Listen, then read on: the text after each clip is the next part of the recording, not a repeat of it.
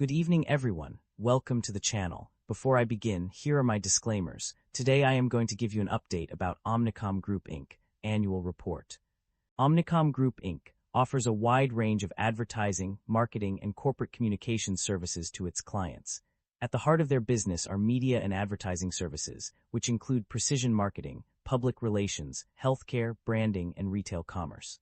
The company's expertise also extends to digital services such as content marketing, data analytics, database management, and digital transformation consulting. In addition to these core services, OMNICOM Group Inc. provides a variety of specialized services including crisis communications, custom publishing, entertainment marketing, experiential marketing, field marketing, sales support, and financial advertising. The company also offers graphic arts/digital imaging, healthcare marketing and communications, in-store design services, interactive marketing, investor relations, marketing research, media planning and buying, retail media planning and buying, merchandising and point of sale, mobile marketing, multicultural marketing, nonprofit marketing, organizational communications, package design, product placement, promotional marketing, public affairs, and shopper marketing. OMNICOM Group Inc. operates globally with a presence in North and Latin America, Europe, the Middle East and Africa, EMEA, and the Asia-Pacific regions. With over 75 years of experience, the company has established itself as a leading provider of advertising, marketing, and corporate communication services to its clients worldwide. Unfortunately, I do not have access to the text you provided. However, I can still provide a general overview essay on what might cause an OMNICOM Group Inc. stock price to remain stagnant over a period of time. The stability of OMNICOM Group Inc.'s stock price in the past year may be attributed to several factors. One possible reason is that the company has maintained a consistent performance record, with steady revenue growth and profitability. This stability can lead to investor confidence, resulting in minimal fluctuations in the stock price. Another factor could be the lack of significant industry disruptions or changes that would impact OMNICOM's business model. The advertising and marketing services industry, which OMNICOM operates in, is often subject to economic cycles and technological advancements. However, if these factors are not significantly impacting the company's operations, it may contribute to a stable stock price. Additionally, investor sentiment and market trends can also play a role in maintaining a stable stock price. If investors are generally cautious or risk-averse, they may be less likely to buy or sell OMNICOM shares, resulting in minimal price movements. Similarly, if the overall market is experiencing a period of stability, it could contribute to a lack of significant changes in OMNICOM's stock price. It's also worth noting that OMNICOM Group Inc. has a long history of success and a strong reputation in the industry. This can lead to a stable stock price, as investors are more likely to trust the company's ability to perform well over time, reducing the likelihood of significant price movements. OMNICOM Group Inc. market capitalization of $26 billion is significantly larger than the average industry peer of roughly $0 billion. This shows that OMNICOM Group Inc. holds a significant advantage in their industry. OMNICOM Group Inc. trades at a higher price-to-earnings ratio of 12 times and a higher price-to-book ratio of 3.48 times relative within the industry. This makes the stock appear much more overvalued compared to its peers.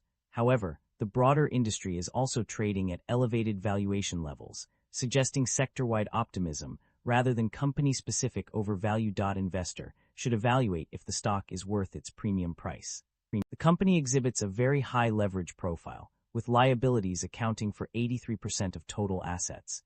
This elevated debt level warrants heightened caution, as it may limit the company's financial flexibility and increase risk during economic stress. We have to further examine the industry and the nature of the business to determine if they justify the current valuation. Average liabilities have increased consistently as the company expands. Importantly, both assets and shareholder equity have grown at least 20% faster than liabilities, indicating that the business is expanding substantially and generating value after covering its obligations. Shareholder equity has expanded consistently over the past 5 years, with growth supported by rising operating income. This suggests the company is profitable and financially sustainable. The company has consistently reduced its share count, while revenue and equity have grown, indicating disciplined buybacks that enhance long-term per-share value. The company have a dividend yield of 3.84%. The income statement shows that the company have been growing its revenue annually and the operating income have been increasing. This shows that the business model works and the business is expanding. The primary drivers of revenue growth or decline can be identified through an analysis of OMNICOM Group Inc.'s financial highlights. The company's revenue increased by $3.1 billion to $23.4 billion in 2025, primarily driven by the merger with IPG on November 26, 2025. This significant increase in revenue was a major contributor to the growth. However, despite the overall revenue growth, OMNICOM Group Inc.'s net income declined by $2.9 billion to $1.2 billion in 2025. This decline can be attributed to various factors, including the impact of the merger on the company's operations and the increase in identifiable intangible assets. The breakdown of revenue by region also provides valuable insights into the drivers of growth. The Americas region experienced a significant increase in revenue, rising from $9.08 billion in 2024 to $10.13 billion in 2025. In contrast, the EMEA and Asia-Pacific regions saw more modest increases in revenue. Overall, while OMNICOM Group Inc.'s revenue grew significantly in 2025, the company's net income declined due to various factors, including the impact of the merger and increase in identifiable intangible assets. The financial performance of a company underwent significant changes between 2023 and 2025. Net income plummeted by $1,829.9 million, 80.4%, from $2,274.6 million in 2023 to minus $1,829.9 million in 2025. This decline was even more pronounced when comparing 2024 and 2025, with a decrease of $1,535.1 million, minus 103.7%. The net income turned negative in 2025, indicating a substantial financial loss. Profit margins also suffered significantly during this period. Operating margin decreased by minus 11.9% from 14.5% in 2024 to 2.6% in 2025, while EBITDA margin dropped by the same percentage from 15.1% in 2024 to 3.2% in 2025. The main reasons for these declines were increased operating expenses, including severance costs and repositioning charges, as well as acquisition-related costs and losses on dispositions of certain businesses. These factors collectively contributed to the company's poor financial performance during this period. The company's financial performance indicates a strong ability to generate cash from its core operations. Despite some inconsistencies in the data across different pages, the majority of the extracted summaries confirm that the company is indeed generating positive operating cash flow. On page 35, it is explicitly stated that the company has positive operating cash flow. This assertion is reinforced on page 36, where it is mentioned that the company is generating positive operating cash flow. Furthermore, page 37 provides a specific figure of $2.9 billion in net cash provided by operating activities, which is a clear indication of positive operating cash flow.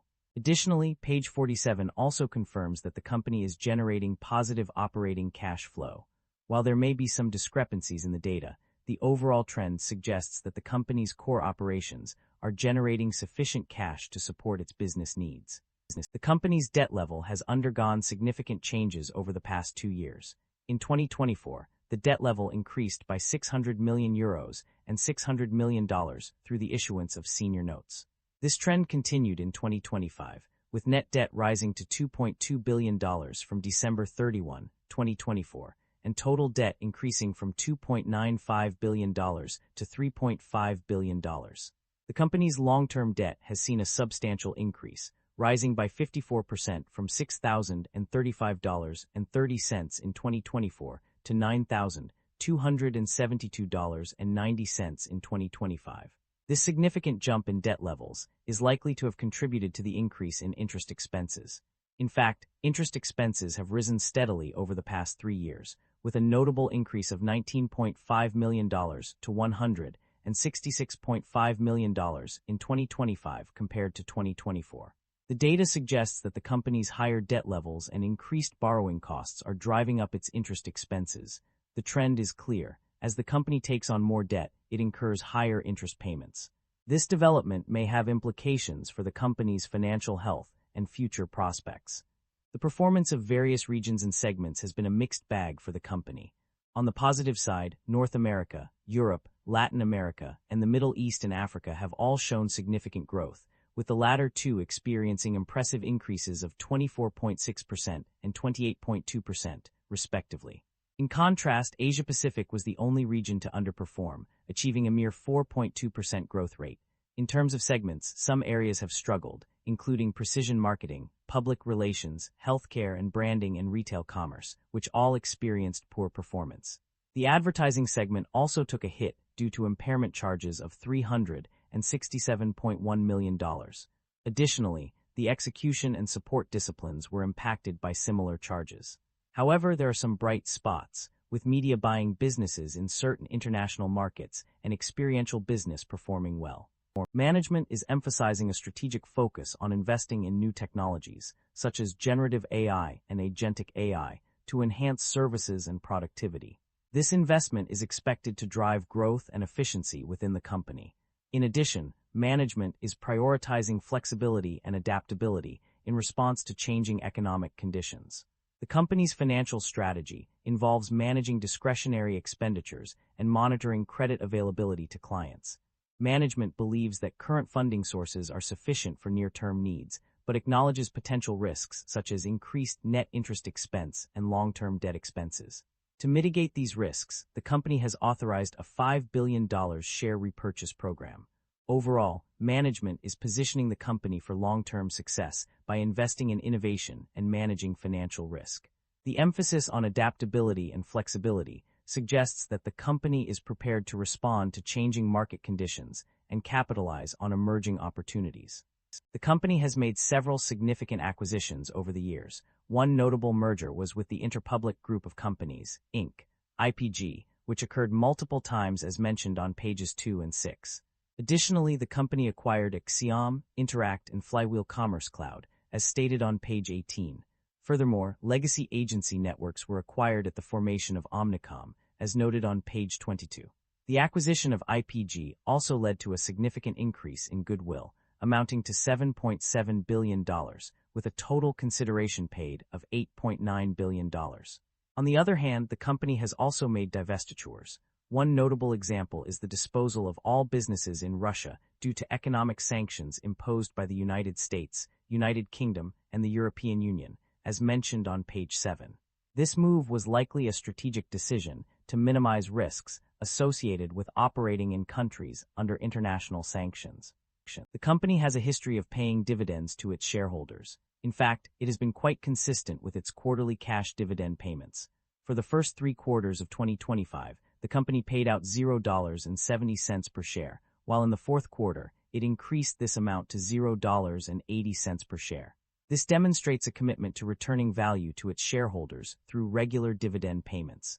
The financial impact of these dividend payments is also significant, with a total payout of $549.6 million made to common shareholders. This substantial investment in its own stockholders highlights the company's confidence in its financial performance and its desire to reward those who have invested in it. There are concerns about potential disruptions to supply chains. These disruptions can be caused by various factors such as labor issues, geopolitical events like war, and global public health crises. For instance, the ongoing conflict in Ukraine has raised concerns about labor and supply chain disruptions. Additionally, disruption in credit markets could make it difficult for companies to meet their working capital requirements, further exacerbating supply chain issues. The impact of these disruptions can be far-reaching, affecting not only the company's operations, but also its clients' businesses. In extreme cases, suspension of business due to pandemics or global health crises can lead to significant inventory management challenges. This highlights the need for companies to have contingency plans in place to mitigate potential supply chain disruptions and ensure continuity of their operations. That concludes the financial summary for OMNICOM Group Inc. Feel free to comment below, and I will be happy to answer them when possible.